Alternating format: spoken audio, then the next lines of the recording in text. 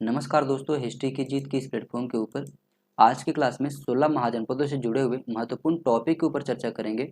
और यहाँ पे ये भी देखेंगे कि यूजीसी नेट के एग्जाम में, एसएससी के एग्जाम में, स्टेट पीसीएस के एग्जाम में किस प्रकार से प्रश्न बने। पर आप सबसे रिक्वेस्ट रहेगा कि वीडियो को आप लोग एंड तक देखना।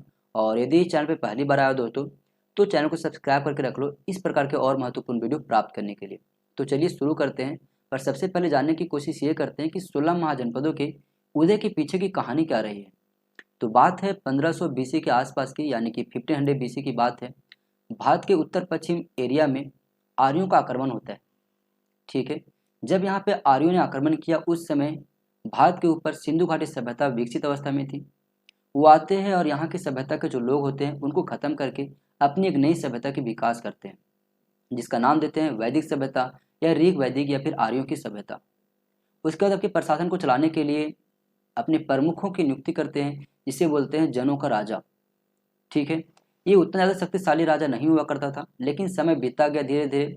और 1000 ईसा पूर्व तक आते आते, यानी कि लेटर वैदिक पीरियड में, उत्तर वैदिक काल तक आते आते, यही जो जनों का राजा थे वो अपने दिमाग में आइडिया लाते हैं कि क्यों ना अपने साम्राज्य विस्तार के लिए अपना एक निश्चित सीमा को हम कवर करके रखें। तो फिर ये क्या करते हैं, छोटा छोटा सा अपना एरिया का शासित करना शुरू कर देते हैं और धीरे धीरे यही राजा शक्तिशाली होना शुरू हो जाते हैं। फिर समय बीतती जाती है और समय आ जाता है 600 बीसी का, यानी कि 600 बीसी की बात है। यहाँ पे यही जो जनपद हैं आपस में लड़ने लगते हैं साम्राज्य को फैलाने के लेकर के। ये अपना एक दूसरे से क्या करते हैं, झगड़ना शुरू कर देते हैं। और इसी में से, यही जनपदों में से क्या होती है, 16 प्रमुख महाजनपदों का उदय होता है। अब 16 महाजनपदों के विषय में अगर बात करें तो ये महाजनपद जो है अपने साम्राज्य विस्तार को लेकर के न केवल उत्तर पश्चिम भारत तक सीमित रहे, बल्कि अपने इस एरिया में भी अपना साम्राज्य को फैलाना शुरू कर दिए थे। ठीक है, जिसमें से 8 महाजनपद हमारा उत्तर प्रदेश में है, 3 बिहार में है, 1 राजस्थान में है, 1 मध्य प्रदेश में है, 1 आपका दक्षिण भारत में है जो कि आपका असमक देख पा रहोगे यहाँ पे। ठीक है, और भारत के बाहर अगर कहें तो 2 ठो है, जो कि आपका एक गंधार है और दूसरा आपका कम्बोज है। एक एक करके सभी के ऊपर चर्चा करें तो इन सभी की जानकारी हमें कहाँ से मिलती है, तो इसकी जानकारी हमें मिलती है बौद्ध ग्रंथ अंगुत्तर निकाय से और जैन ग्रंथ भगवती सूत्र से। जिसमें से पहला नाम हमारे पास आता है गंधार का। गंधार का उस समय राजधानी हुआ करता था तक्षशिला। देख पा रहे हो यहाँ पे मैप में आप, तो गंधार यहाँ पे है। वर्तमान के परिप्रेक्ष्य से अगर देखा जाए तो यह पाकिस्तान में है, पाकिस्तान के रावलपिंडी और पेशावर वाला एरिया में। दूसरा आपका है कम्बोज। कम्बोज की राजधानी हाटक हुआ करती थी, जिसे राजपुर भी कहा गया है। और ये आपका जो है राजौरी और हाजरा वाला वर्तमान का जो एरिया है वहाँ पे हुआ करता था। अगला आपका है मत्स्य, जिसे मच्छ कहा गया है। इसकी राजधानी हुआ करती थी विराटनगर। ये कहाँ पे है, तो वर्तमान के राजस्थान के जयपुर अलवर वाला एरिया में। ठीक है, देख पा रहे यहाँ पे आपका ये मत्स्य है। अगला है कुरु।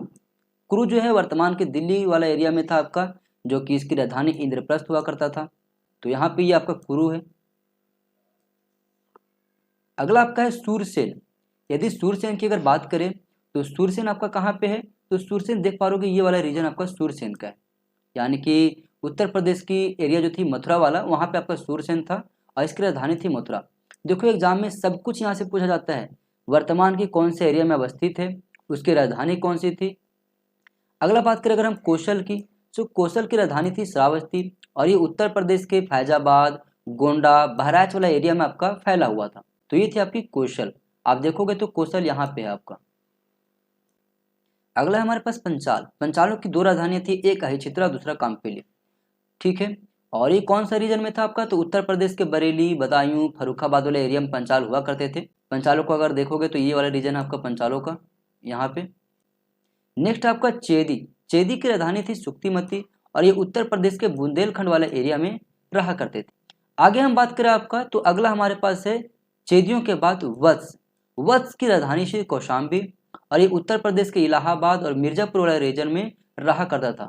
अगर आप मैप पे देखोगे वत्स को, तो वत्स आपका यहाँ पे देखने को मिलेगा ये वाला रीजन में। अगला आपका काशी। काशी का राजधानी हुआ करता था वाराणसी और ये उत्तर प्रदेश के वर्तमान के वाराणसी के आसपास वाले रीजन में रहा करता था, जिसे यहाँ पे देख पा रहे ये है आपकी काशी। अब हम बात करते हैं मल के विषय में। यदि मलों के विषय में अगर बात करें तो इसकी राजधानी कुशावती थी। अब एग्जाम में कुशावती जहाँ पे कुशीनारा दिया गया है तो ध्यान रखना कुशीनारा भी है। ठीक है, दोनों ही सेम बात है।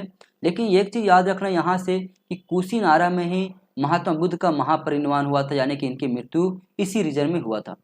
ये कहाँ पे है? तो उत्तर प्रदेश के देवरिया वाला रीजन में आपका है मल। यहाँ पे ये वाला रीजन देख पा रहे हो, ये है मलों की। अगला आपका अश्मक, जिसे अस्मक कहा गया है, इसकी राजधानी पाटन या बोधन या पोटली, कई सारे नामों से जाना जाता है आपका। तो ये इसकी राजधानी थी। ये आपका देख पा रहे हो यहाँ पे आपका अश्मक है, जो कि सबसे दक्षिणतम महाजनपद माना जाता है इसको, जो कि गोदावरी नदी के दक्षिण क्षेत्र वाला में है। नेक्स्ट आपका अवंती। अवंती की राजधानी थी उज्जैनी, जिसे महिष्मती भी कई बार एग्जाम में देखने को मिला ऑप्शन में। और मध्य प्रदेश के मालवा रीजन में आपका अवंती था, यहाँ पे देख पा रहे हो ये है आपकी अवंती। नेक्स्ट आपका वज्जी। वज्जियों की राजधानी थी आपका वैशाली, और ये आपका बिहार के वैशाली, मुजफ्फरपुर और दरभंगा वाला जो रीजन है वर्तमान का, उस रीजन में आपका फैला हुआ था वज्जी। ये है आपकी वज्जियों की राजधानी यहाँ पे हुआ करती थी, और ये है रीजन आपका वज्जियों की। अगला आपका अंग। अंग की राजधानी थी चंपा, और ये वर्तमान के भागलपुर और मुंगेर वाले रीजन में था अंग आपका, जिसे यहाँ पे आपका अंग है। अगला आपका मगध, जो कि सबसे प्रमुख महाजनपद निकल के आएगा। बाद में इसी का उत्कर्ष होगा, इसका इतना ज़्यादा विस्तार होगा कि आगे चल के इसी साम्राज्य के ऊपर कई सारे राजवंशों ने फिर अपना शासन व्यवस्था चलाया, चाहे मौर्य वंश हो, चाहे आपका हर्यक वंश हो, शिशुनाग वंश हो। तो मगध की बात करें तो इसकी पहला राजधानी माना जाता है गिरिब्रज को, यानी कि राजगृह को, और ये वर्तमान के बिहार के पटना, गया और नालंदा वाले रीजन में था, यानी कि मगध आपका ये वाला रीजन हो गया। अब इससे जुड़ी हुई आपकी कुछ महत्वपूर्ण बातें, जैसे अस्मक दक्षिण भारत का एकमात्र महाजनपद था जो कि गोदावरी नदी के तट पर था। उत्तर प्रदेश का मल महाजनपद गणराज्य था, ठीक है, और बिहार का वज्जी महाजनपद भी एक गणराज्य था। वज्जी की राजधानी वैशाली में लिच्छवी गणराज्य का शासन हुआ करता था, जो पूरे विश्व का सबसे पुराना गणराज्य माना जाता है।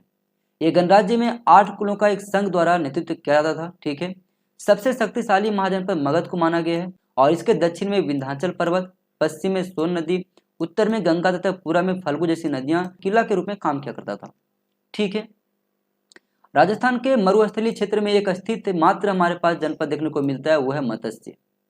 चंपा का प्राचीनतम नाम मालिनी है, ध्यान रखना, अगर चंपा के जगह पे मालिनी भी दिया हो एग्जाम में तो इस बात को आप लोग नोट डाउन करके जरूर रखना। महात्मा बुद्ध ने अपना सर्वाधिक उपदेश कौशल की राजधानी श्रावस्ती में दिए हैं। मल की राजधानी कुशीनगर में महात्मा बुद्ध का महापरिनिर्वाण यानी उनका मृत्यु हुआ था 483 ईसा पूर्व में। महात्मा बुद्ध के समकालीन अवंती के शासक चंद्र प्रदोत थे, ठीक है। अब देखो यहाँ पे कुछ रीजन बताया गया आपको, रीजन यानी कि क्षेत्र जहाँ पे लोगों के द्वारा शासित की जाती थी। तो सबसे अंतिम या कहा जाए सबसे निचला स्तर पे था आपका कबीला, यानी लोगों का समूह, और जब लोगों का समूह मिल करके बनाता था तो वो बनता था ग्राम। कई सारे ग्राम बन करके जन बनाया करते थे, और कई सारे जनों ने मिलकर के जनपद बनाया, और फिर कई सारे जनपदों ने मिल करके महाजनपद का नींव रखा था, ठीक है। अब देखो यहाँ से हमारे एग्जाम में किस प्रकार से प्रश्न बनी है, तो देखोगे यहाँ पे एसएससी सीएचएसएल का एग्जाम हुआ था 3 अगस्त को 2023 का। करंट का एग्जाम की बात करें शिफ्ट 1 का, वहां पे पूछा गया था कि निम्नलिखित में से कौन अवंती साम्राज्य की राजधानी थी। अवंती के यहाँ पे 4 ऑप्शन दिए गए, अयोध्या, कौशाम्बी, पाटलिपुत्र, उज्जैनी। तो अवंती की राजधानी आपका हुआ करता था उज्जैनी, ठीक है। अगला प्रश्न है कि 16 महाजनपदों में से एक गंधार की राजधानी कहाँ थी। यह आपका एमटीएस के एग्जाम में 14 अक्टूबर को पूछा गया था 2017 में शिफ्ट 3 में। अब ऐसे कई सारे प्रश्न बनेंगे अगर हम ढूंढना शुरू कर दें कि कौन कौन से एग्जाम में बने हैं।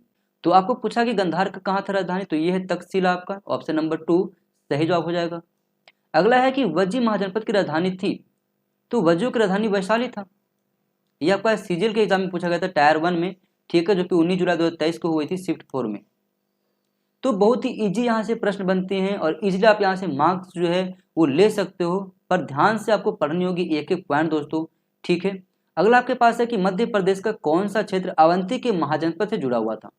4 विकल्प दिए गए थे, मालवा, इनमें से कोई नहीं, बघेलखंड, बुंदेलखंड, की विकल्प नंबर 1 सही जवाब है।